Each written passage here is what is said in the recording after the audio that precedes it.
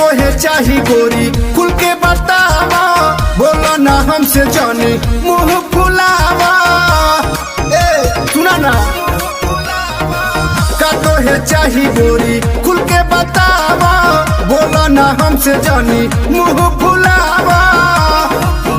कब से कहा तानी हमके बलमुआ बौद्ध गया घुमाई दाना कि भीम के पिक्चर दिखाई दाना, कि बौद्ध गया घुमाई दाना कि भीम के पिक्चर दिखाई दाना।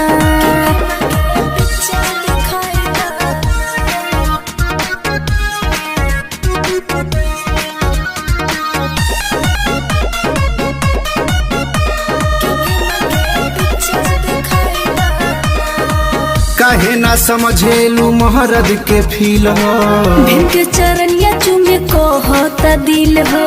अच्छा ई बात बा। काहे ना समझेलू महरद के फील हो, भीम के चरनिया चूमे को होता दिल हो।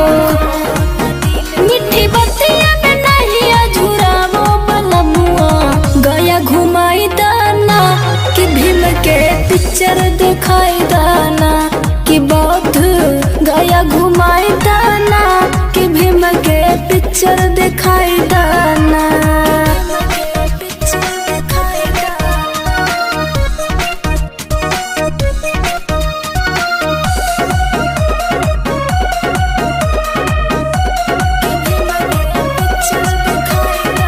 धरो ना धीर रानी होखे द कमाई, दुर्गा या काली खातिर पैसा हो जाई।